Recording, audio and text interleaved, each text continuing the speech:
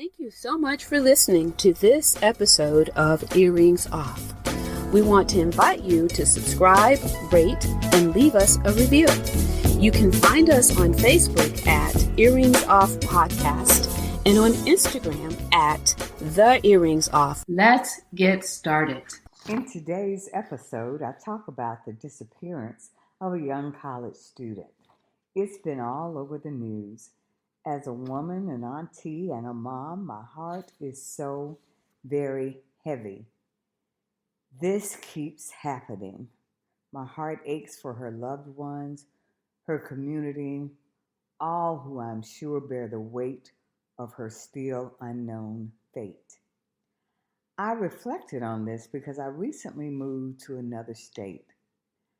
I was driving somewhere that I had never been, and I thought about what a marvel GPS is.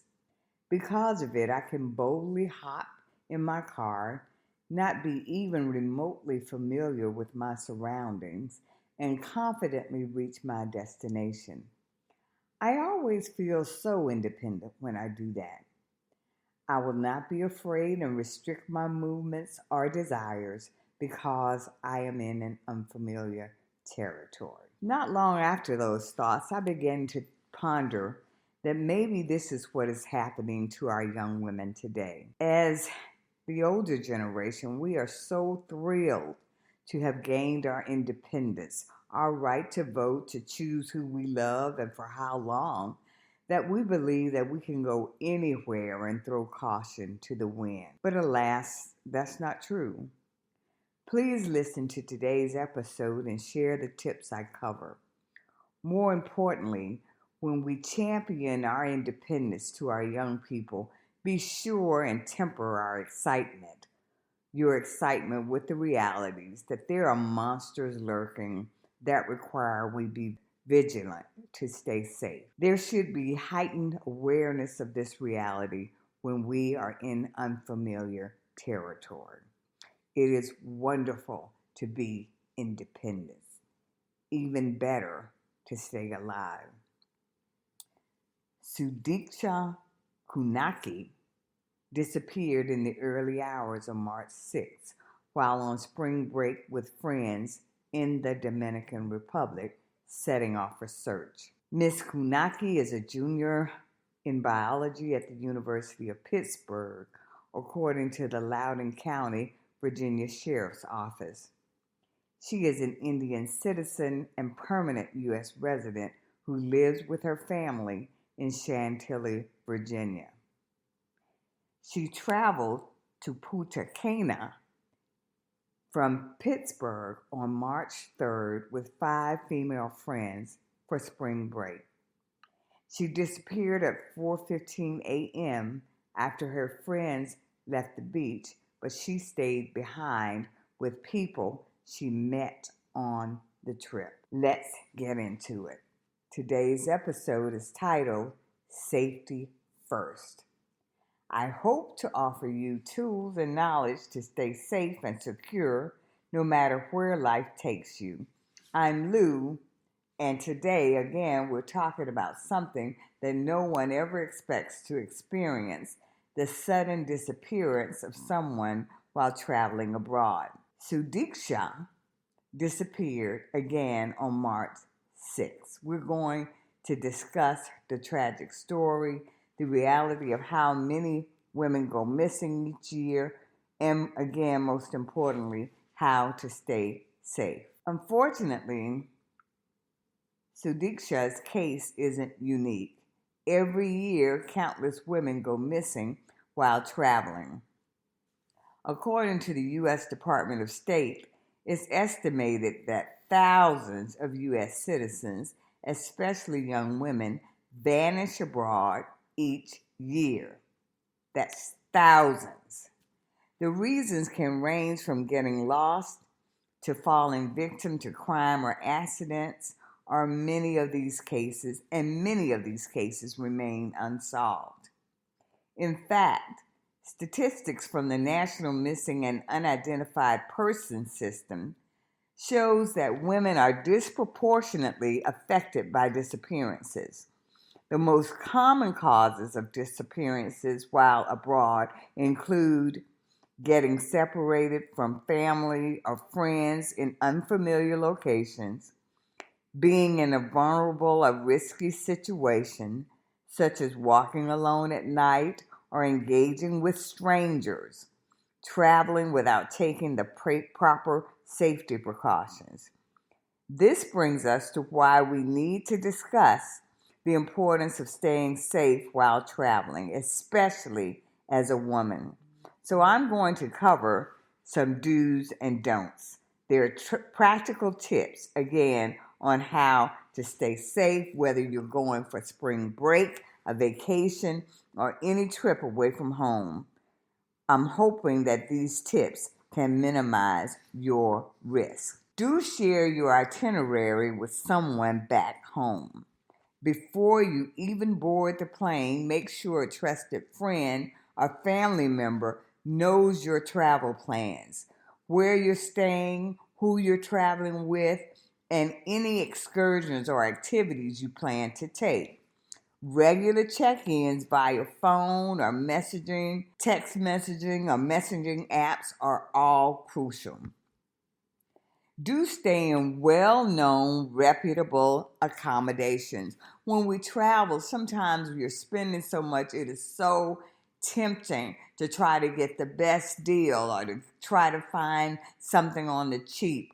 But it is more important that you stay in well-known, reputable accommodations. Avoid cheap, off the beaten path places, especially those with little to no reviews. Stick to hotels or rentals with established reputations and research the safety of the area. Use local transportation when traveling. It's always safer to take a registered taxi or public transport rather than accepting a ride from someone you don't know. If you use any rideshare apps, check that the vehicle and driver match the information provided in the app. Again, avoid the temptation to try to save those extra dollars. You're abroad, you're in unfamiliar territory. Your priority is to stay safe. And if that requires that you spend a little more, then you do that. And budget for that, anticipate that. Trust your instincts. Don't be concerned about somebody viewing you or as dependent or you're afraid of things. Trust your instincts. If something feels off, whether it's the people you're around or the place you're in, trust your gut and remove yourself from the situation. Again, safety should always be your top priority. And somebody gets in their feelings about it, oh well, that's their problem. Trust your instincts. Do make sure that you use safety apps. Be Safe or Find My Friends can track your location and let your loved ones know where you are. Some apps even offer emergency services at the touch of a button. Be sure and stay connected to family and friends. Some don'ts to be aware of. Don't wander off alone at night. That should be basic. But I'm going to say that again. Don't wander off alone at night. Even in the safest cities, it's always better to travel in pairs or groups, especially after dark. Avoid walking alone, particularly in unfamiliar or poorly lit areas. I'm going to share a personal example. Years ago, we traveled abroad and a friend, we had been out all day with the tour guide and the place seemed safe, and we went out every day with the tour guide and with the group, and it was fine, and it was fun. When our group ventured off independently away from the local folks who had been guiding us and with us every step of the way, trying to save money on not spending that extra day for the protection of people who were local and familiar with the surroundings and knew how to help us navigate. I am telling you, the same exact environment turned different when people knew we were by ourselves. So you have to be very careful about that. Thankfully for us in our party, one person only lost a watch. Someone took their watch. That was the worst of it. It could have been far worse because, again, we trusted our instincts, knew something was off, and immediately tried to get ourselves out of that situation. Don't accept drinks or food from strangers.